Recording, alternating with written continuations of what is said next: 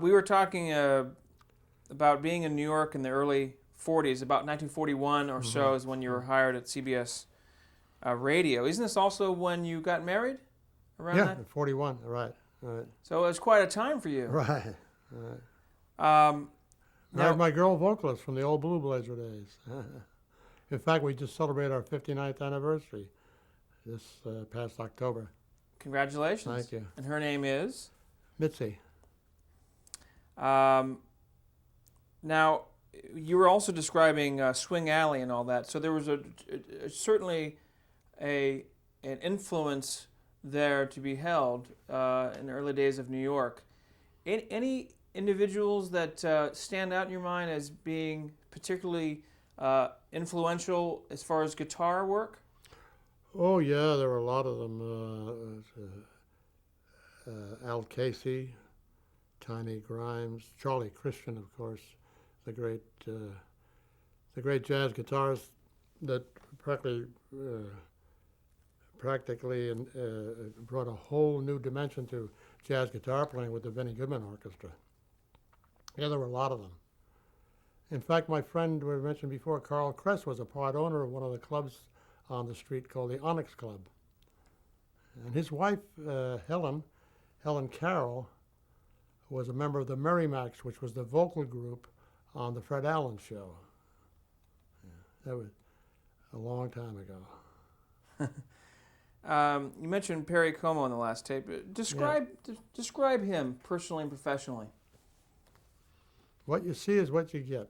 Perry's that way. He's just, interestingly enough, just to, well, if I can go back, I can go forward to a time when when I was at the White House. We were doing a, a performance for the Italian president, and it was Frank Sinatra and Perry Como together on the stage, you know.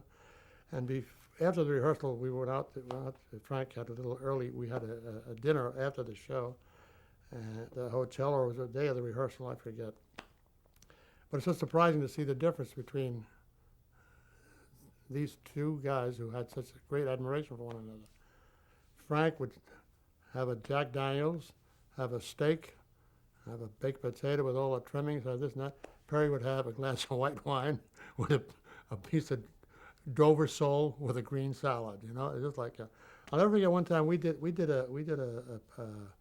Frank was repaying Perry for a favor. We did a benefit for Perry down in Durham for a Duke University hospital that he was interested in.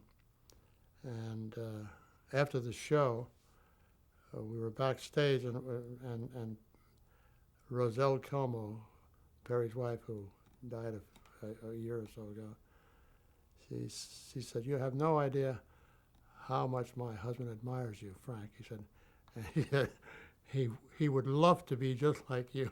And Frank looked in amazement and said, "He wants to be like me?" He said, "I should be a little like him."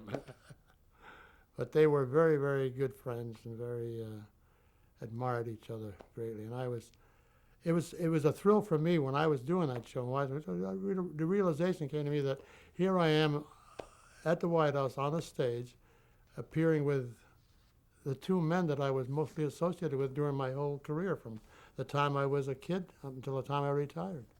For what president was the White House gig? President Pertini, the then president of Italy. But also the U.S. president. What was his Oh, name? yeah, it was Reagan, Ronald Reagan, yeah. Frank used to do most of the shows for, or arrange shows while the Reagans were in the White House. In the early 40s, going back there, was there a huge distinction between the two men as you worked with them in the early 40s, even then? In style or in technique or rehearsals, that kind of thing? No, they were both very professional people. Perry was a little more laid back. That's all I can say about it. He was very. He didn't rush Perry about anything, you know. Like, Frank was more of a goer and a doer, you know. Did one appreciate rehearsal more than the other? Mm. Well, in the early days, I guess, but they both did, and then in the later days, a lot of them would. Frank would just like come in for a quick sound check. We would rehearse pretty much without him, and even in the later days, in on Perry with the Kraft Theater, lots of times even during dress rehearsal, he would have Ray Charles, his choral director, standing in for him, so they'd have, balanced vocal checks and video checks. Um, Now, as the years we've been talking about, you at that point you were playing acoustic guitar, Electric. electric. Yeah, So but you were playing. by that time, yeah, but I would say like in the, yeah, uh, after, I would say in the 40s, from like 41 on, yeah, the electric guitar really came into the But scene. before that, there was acoustic. Mostly acoustic guitar, yeah. Was there a moment where, or an influence in your life when you went to the transition from acoustic to electric? Yeah, I think it would be for most guitarists, and for the instrument itself. I think it would be the time the fellow I mentioned before, Charlie Christian, who was the guitarist with Benny Goodman, the sextet who played electric guitar. I think he really was responsible for the influence of the electric guitar. Um, Now, in the early 40s, World War II broke out. Did you serve in World War II? No, I didn't. I was. I remember I told you before my career with why I left the George Hall band because of my stomach, which turned out to be chronic ulcers, and that's what kept me out of the service. 'Cause I retained that. I retained that curse of the road for most of my life with my stomach. When was the first time you saw television? Do you remember? When I did it, That yeah, was the first time? yeah, I remember. No, I was. I was aware like a. Like we see those pictures of somebody with a showing you a picture. Who was that? I forget who that was, but there's a classic picture of somebody showing a picture of somebody on a television screen. No, the first I was aware of it when I was on staff at CBS in the late 40s, and I was told by the contractor of musicians that CBS was going to start an hour experimental TV, 15-minute show, which they wanted me to do, and they assigned me to do it as the leader of a trio. So they got the bass player, Sid Weiss, and Bill Clifton, the piano player, who were both on staff, and myself, and I was a trio, to do this show called Face the Music with the singer Johnny Desmond and a girl singer named Shay Cogan. And I think the first director of that show was Ralph Levy, who eventually was the director of the Jack Benny show on television. And the original script writer, as you can call that, a script, the little byplay between songs, was Bob Merrill, who became the writer of Funny Girl, wrote the writer of such songs as People, Barbra Streisand, big record. Bob Merrill was a scriptwriter. I think in those days, probably was getting $75 a week to write 5 scripts, I think. So, what kind of show was Face the Music? You had mentioned 15 minutes. Yeah, 50. It was it. It was a 15-minute show. We did have an opening with Johnny singing an opening song, and then he would introduce Shay or with the other girl that replaced her after a while. I forget her name. Carol Coleman? No, it was the girl in before that. Girl who understudied Ethel Merman in Annie Get Your Gun. Can't think of her name. I don't have it here. Well, my wife would remember, but I don't remember. Uh, But anyway, and then they would have a little byplay between the two of them, and she would sing a song. And then they would go, like I told you about the script. One thing that stays in my mind,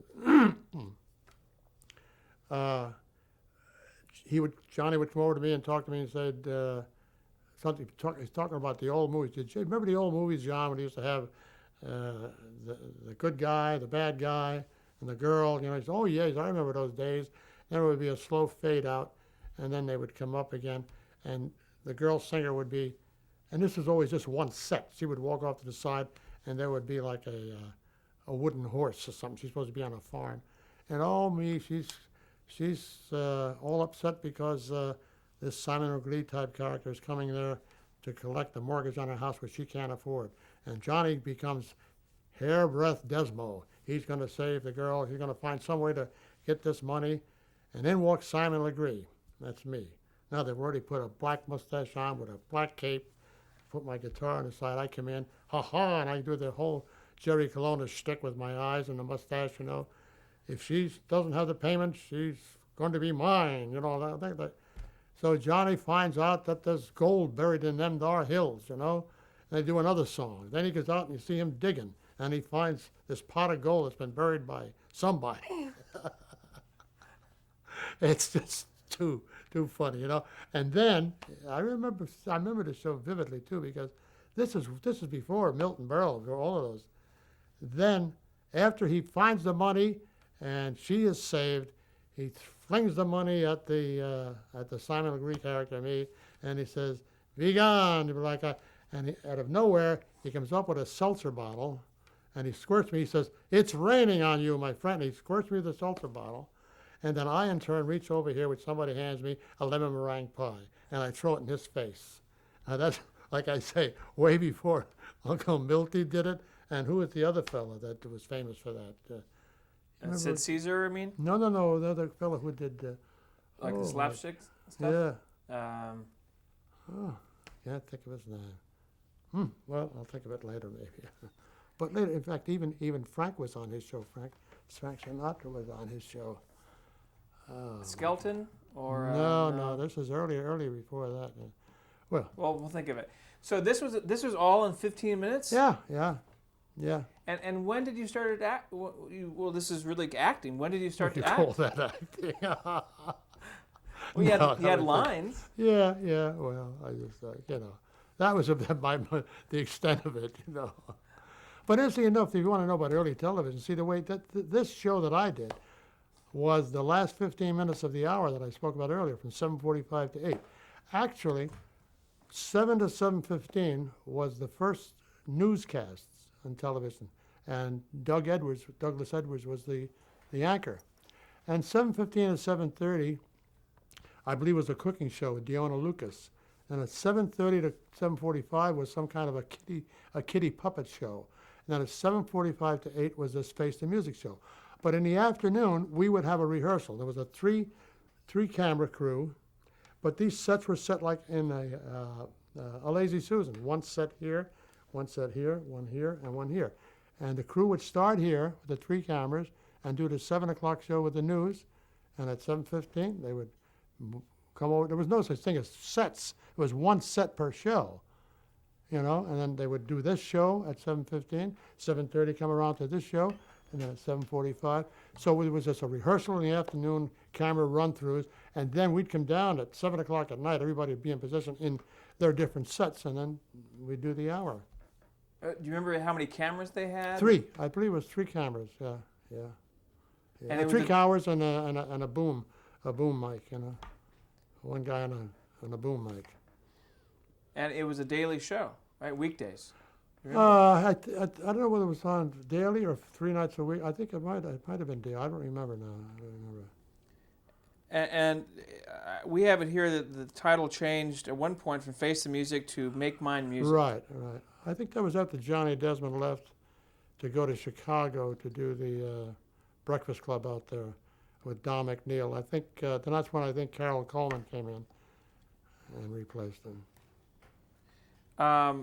And is this also where you met Yul Brynner on that show? On Face the Music? No, not on that show. I met Yul was around because he was doing experimental. I think he was the director of that puppet show I mentioned earlier.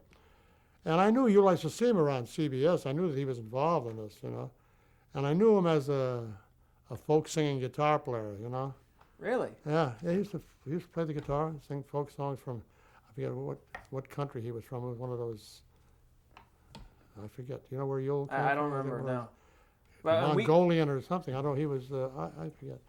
But I knew Yule from the studio, and then he told me that he was going to be assigned a new dramatic mystery series on Tuesday nights called Danger.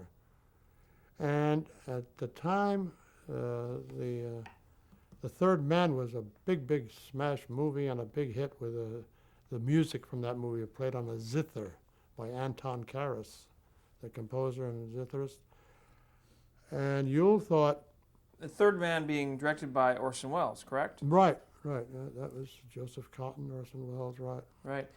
And And I just want to establish that many people now know Yul Brynner as an actor, right, but then, besides being a folk guitar singer, he was really a director. television director. Right. Had you ever watched him direct prior to your association No. with him on Danger? No. So, do you just see him in the hallway or in the Yeah, studios? I'd meet him around CBS. I knew him. We had our both mutual interest because of the guitar. And the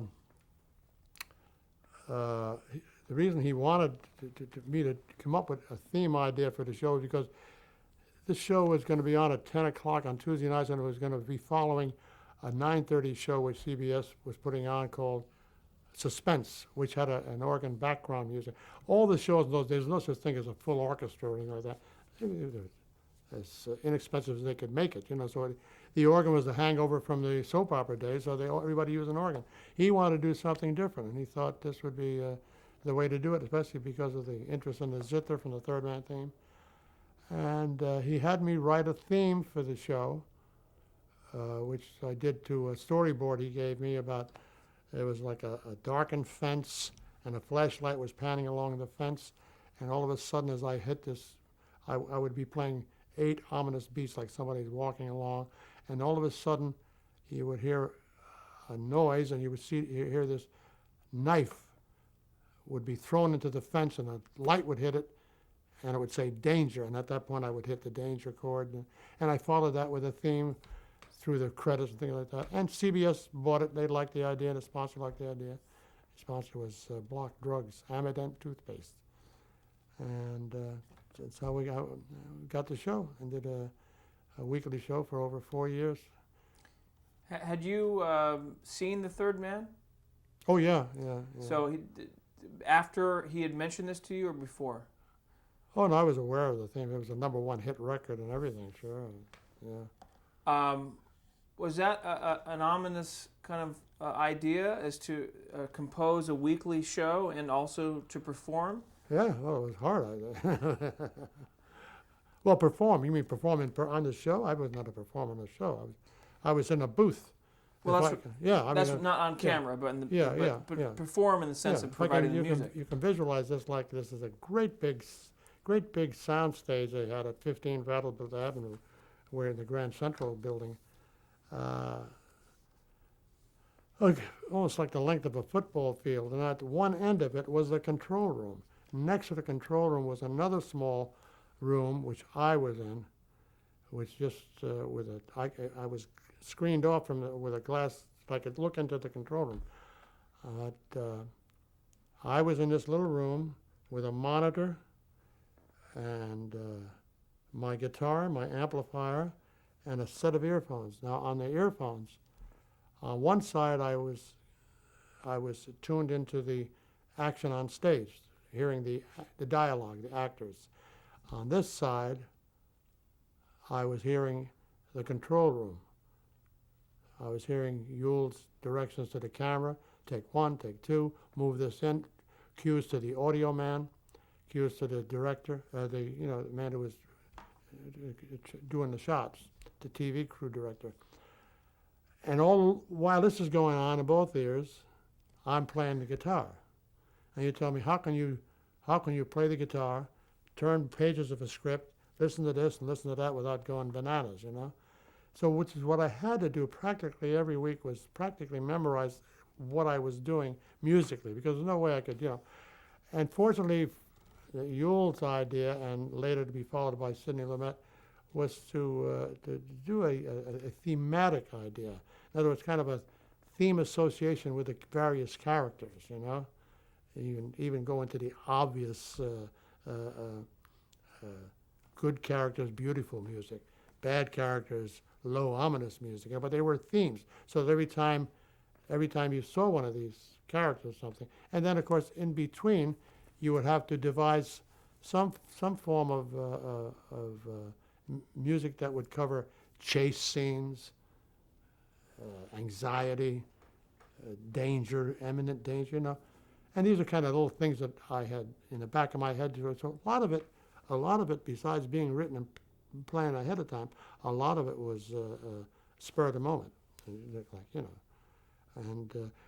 And this also changed. Like after I would see a run through during the week, and then I would work on the music for that show, and then I would see a run through the day. We'd have a dress rehearsal. And after the dress rehearsal, there would be a meeting with the director and notes for camera crew, for the cast, and for me. And when it got around to me, either you or Sidney we would discuss that where he didn't think this worked or that worked, change this or do that, and mark your script up or remember it, because you're never going to be able to do it all with just two hands, you know. Let me stop you there, and I want to establish a couple things. How, just to show anyone watching this interview how unique of an idea this is. How did other shows? You mentioned an organ, but how did most shows of that time provide the music? You know, how did they provide that? I don't understand. How for other live drama anthologies? Yeah. How did the music? How did the music get provided to the shows besides someone playing an organ? Well, that was it. That was all there was. That was just, was it also LPs that would be playing? oh no, you mean records? Oh no, it was all done live. The music, all the music was. Yeah. The only time that we ever used recorded music on something like that was after the show was on a couple of years. MGM Records, through my friend George Paxson I mentioned before, he had now become a big successful music publisher, and he published a folio of music called Music from Danger for the guitarists, really, basically. And then MGM decided to make an album of the music from Danger. So George asked me to expand on the theme, which was only like a short 16-bar theme, expand on it, elongate it, and to give it to a middle release, and make a song out of it. And he got a lyricist, Sonny Schuyler, within the lyrics to a lot of hits. Among them, I think Besame Mucho was one of his lyrics. And Johnny Desmond recorded it for MGM Records. And on the strength of that, Sidney Lumet got the idea to do a show, and we kick off this thing with the song Danger. And I think, I don't know if it was called Sing for Your Supper, but it was a show with Johnny Desmond was like a singer in a club who was controlled by the mob. Now, isn't that an original idea, you know? And then I played the part of the band leader on the show. That's one of those shows where I came out, had a few lines as a band leader, and then would go back to my my little booth for the background music. But then out of that, I had recorded the theme with the Ray Charles Singers, a big choral group, with a soprano doing very, very eerie obligatos in it, you know. And then after a while, we used to use that as the opening and closing theme on the show. They would start the recording, and then I would play with it live, you know, so I would add the guitar to the recording.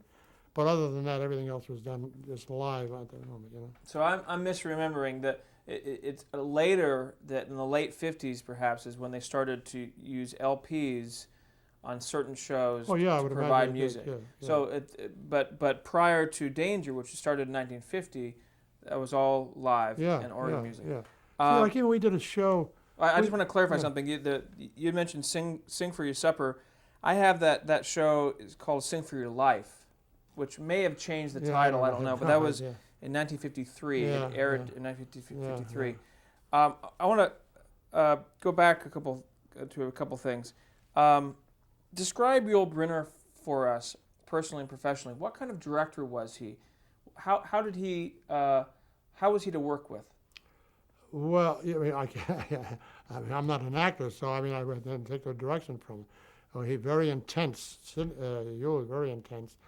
And by the way, I don't know whether we mentioned. In fact, when Yule was the director, the producer was Martin Ritt, who has since become a big, fabulous movie director. Uh, I wouldn't. I wasn't there to see him working with actors. Well, how did he work with you? Oh, with me, fine, because we had a rapport. First place, we had a rapport with the instrument itself. Him being well aware of the limitations of what you can do on a guitar, and so he was very simpatico in that regard. And So, in the first few episodes of Danger, had you written down your music and tried to kind of change to turn the pages and do all that at once? Oh, no way I could turn it. No way I could do that. I really had to memorize practically everything I did. So early on, you had to memorize. Outside with some obvious things that I knew for a chase music. I knew I had a thing already prepared that I knew this would be chase music. I had some very, very pretty melodic things that I thought would be lovely for love scenes and things like that. And I had some ominous things like when you're just seeing footsteps on the floor walking, things like that. All the shtick that you have to retain to put in at the precise moment. And I want to also be clear that you not only performing the music each week, you also compose the music. Right. Were there other music of the time that you drew from, or was it really based on the material that you saw as part of the show? No, mostly I did study. In fact, because of that, I studied composition with a couple of very fine teachers. One was Stefan Volpe, who was a classical composer. I studied with him mostly to get for thematic ideas, and then I studied with a fellow called Tom Timothy, who was an advocate of the Schillinger method of arranging that Glenn Miller was a devotee of. Schillinger was a mathematician whose approach to music was mathematics. It's too deep to go into, really, believe me. But you needed that. I needed that little impetus. I needed something, because writing week after week. And remember, while I'm doing this show, that's only one night a week. I have other chores to do at CBS. I have other programs to play. I have recordings to make. I have recordings to make with artists, And then later, I have the Perry Como show, the Chesterfield Supper Club. Which I want to get to, and we'll get to on the next tape. Okay.